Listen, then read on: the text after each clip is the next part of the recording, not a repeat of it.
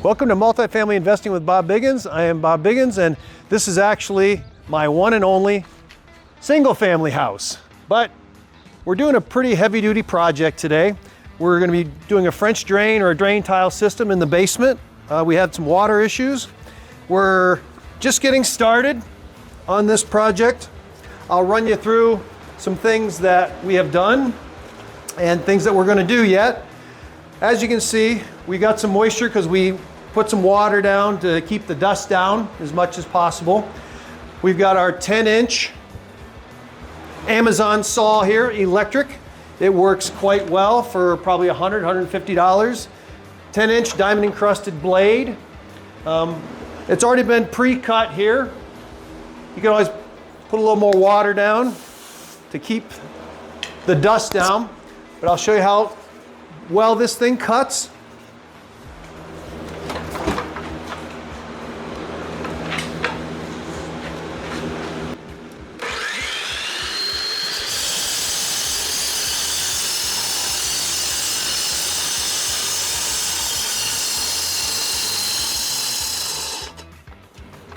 Here, but then once this is all cut out, we're going to cut around the perimeter of the whole basement.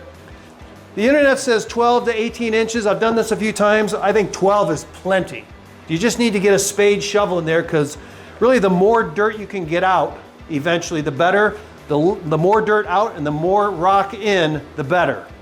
Because you want the pressure to be built underneath and go into your drain pipe, your drain French drain PVC pipe. So then, once it's cut, you get your same handy dandy jackhammer, compliments of Amazon again, for about $100, $150. Take this out. You never want to stick your jackhammer. You want to go to an angle and just keep it at little small bites at a time. Bites, bites, bites. So I'll do a couple hits on that because it's quite loud. Make sure you always have hearing protection. Ideally, you have ear plugs and ear muffs, because it just rattles your brain. These things are quite significant, quite extensive. So always use hearing protection. The saw's bad, this is worse. I'll be quick.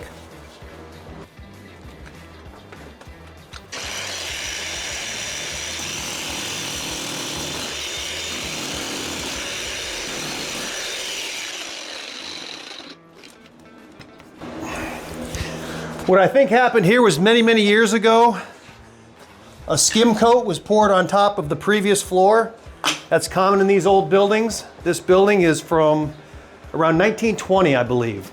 So we've done all this already with the jackhammer, and you can see how it ends up coming out. And then you pull your rocks out, and you can generally go to a concrete place, local concrete place. They will take your concrete for free because they make crushed concrete out of it. And just load up your vehicle and buckets or wheelbarrows or however you want to get it out here. It's very laborious, but you save a lot of money. A job like this would probably run $10,000 to $15,000. Come right around. You got a new water line coming in. Obviously be super careful there. Watch for any drain systems. Come around, we've been digging this out over here. The concrete on this old place is only probably 2 to 3 inches deep. New code standards are 3.5, like a 2x4. And so then we fortunately have sand here, which oftentimes it's clay, but as you can see, the water's coming in from behind and it's pooling up here, and eventually we'll get all that out, put new concrete back on. That'll create pressure, which will bring it toward the sump pump that we still have to put in yet.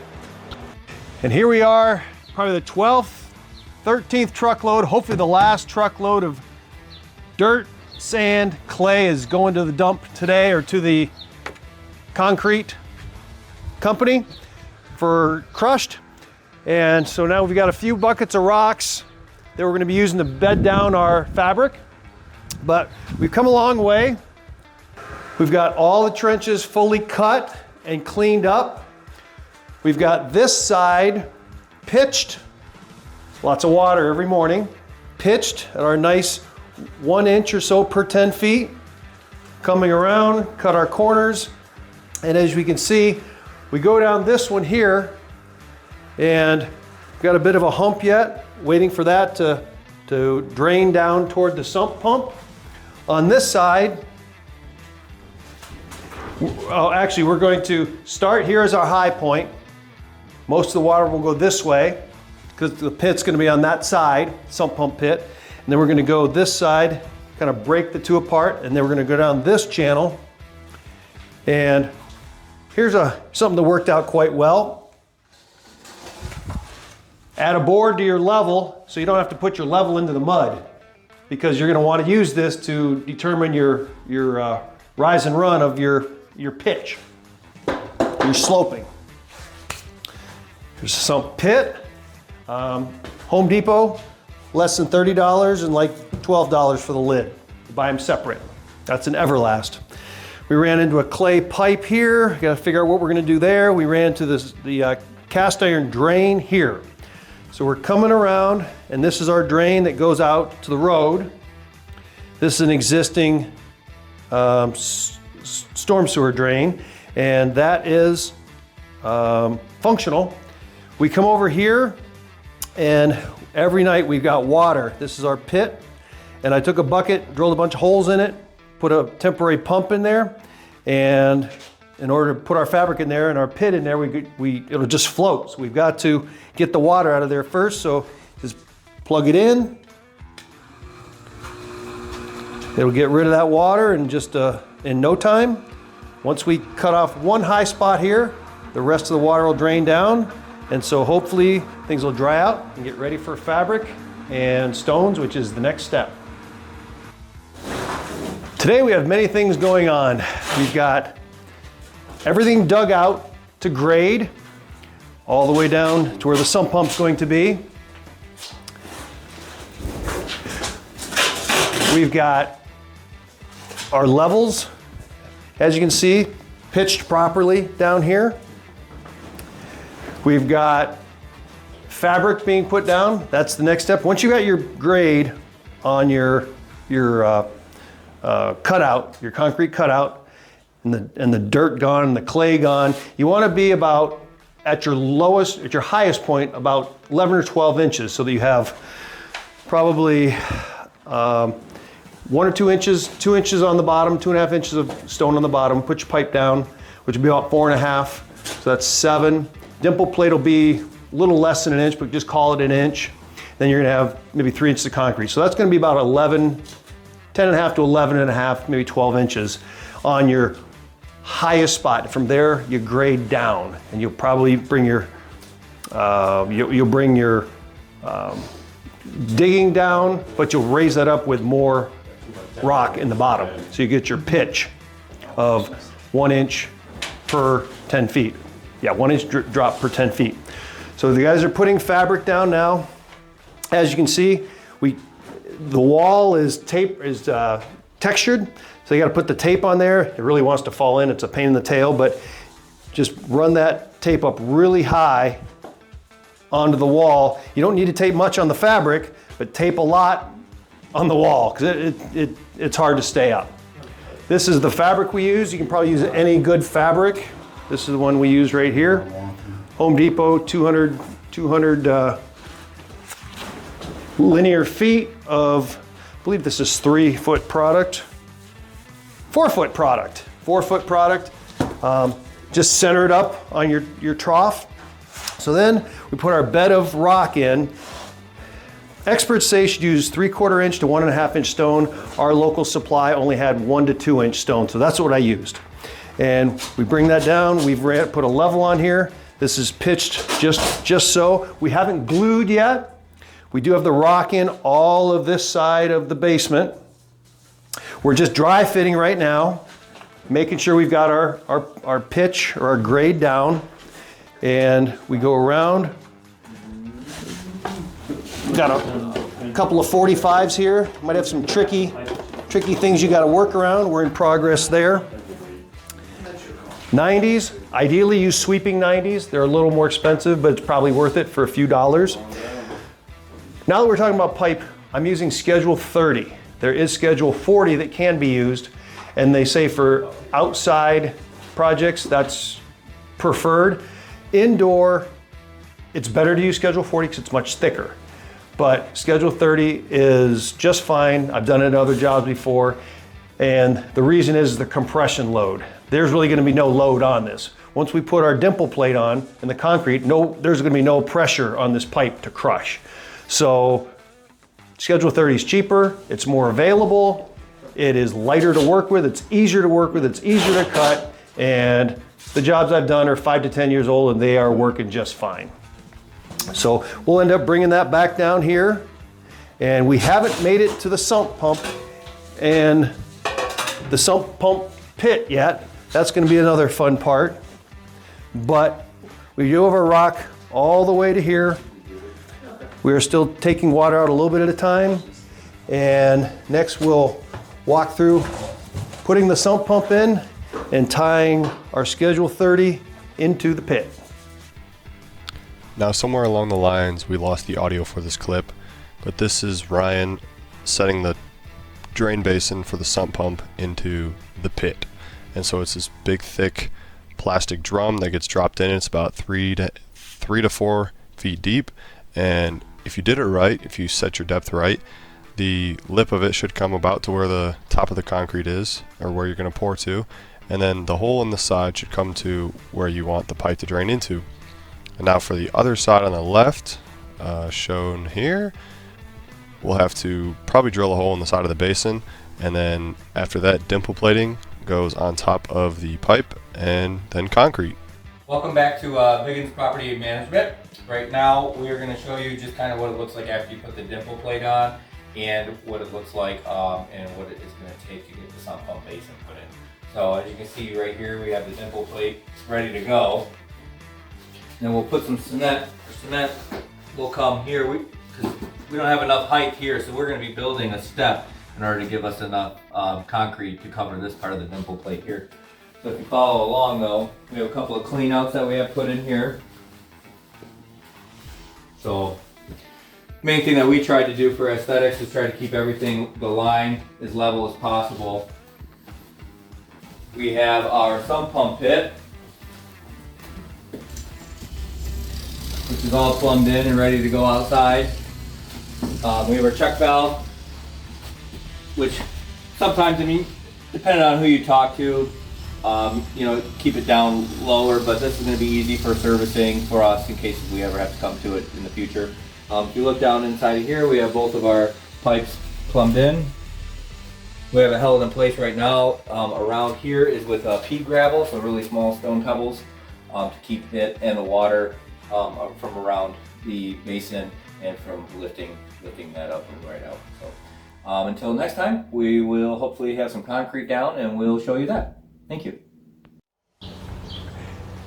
Don't worry, it's only 165 bags, but it'd be tougher to get a truck in here because we have no window opening, so we have to mix 3 wheelbarrows worth. 165 bags. Because we were doing all this, we're going to redo some steps and a sidewalk out front, so really it should only take 80. But we're going to do it all in one day. First is the waterproofing. We start right here. We had water come through here in the past, so we thought, we fixed it, but God forbid water comes in here and soaks the floor. So we put this metal edging in here with plastic wood spacers. Any water ever came down, it would go right back down into the drain system. Here we have a high wall, quite high for people to reach up onto. And then we want our pipe up high here so that it has good slope, 35 feet away. So we put it on the surface, but we build a 2x4 form here. And so we'll basically be making a step we're gonna pour tomorrow. We'll be stepping right up here so people can get to their things once they move in to this rental property. So that's nice and clean. We're all ready. All the dimple plate is up. We've got 5 clean outs, which is probably overkill, but 5 clean outs is better than no clean out. So we've got Ys in there and they will go down toward the sump pump. All clean outs, 2 here, 2 here, Actually 2 down there. We have 6 clean outs. I kind of forgot. And so we've got all the dimple plate up. We're gonna get ready to pour about 2.5 to 3.5, 4 inches of concrete. And here's where all the magic's gonna happen.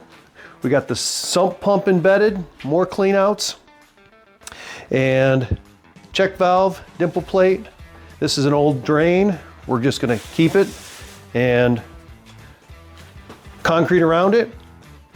We got double fern coes. If you ever need to take that out, this is our check valve here. We've got a Zoller pump down in the pit there. You can get a shot of that down there in that pit. We don't have the screws in yet, so that can move. The screws will line up right here once we get everything concreted in. It's about a 1/2 inch below the surface, so we've got a nice slope into there. So we'll concrete this all in. Had a little break off, that'll all be concreted in, and everything will go toward the sump pump and the drain. Fresh new electrical, conduit down. Everything's ready for a nice dry basement, and it's really dry already. Water comes right out of the corrugated, and once we get this concrete topper on here, it should flow really, really well and be bone dry all the time. And we come down, we've got a lot of people mixing concrete here. A lot of concrete, it's almost done. It's moving right along. And so we've got a finisher right here. Everybody's got masks on because when you pour into here, you get a lot of dust. You want to put some water in first, then put your bags in there so that you don't, so it's not so tough to mix. We got a mixer, a live mixer going over here. Usually 2 people in 1 wheelbarrow if you haven't mixed mud before. It's a really fun thing to do. It's going great. We've got our cleanouts getting filled up. Our trough's getting filled. Makes a little mess. Man, this is looking really nice here. Oh, we've got around here, the cream is coming up on the concrete. Our drain, our sump is set in just a little bit. And so the next video, we will just show you the nice dried, cleaned up, finished product. It's been 8 days since we poured our skirting around the perimeter of our basement. And this is a very timely video because it was torrential downpours yesterday. Last night, we got several inches of rain. And as you can see, our process worked meticulously, bone dry. Any cracks in the floor, no water embedding through anything, not even a hint of water. So I'm pretty happy with how the process worked. It's not too tough for anyone else to do. It is time consuming, it is laborious, but it can save you one heck of a lot of money. So if you ever want to take a project on like this, feel free to reach out to Biggins Team. This is Bob Biggins, Multifamily Investing with Bob Biggins, signing out.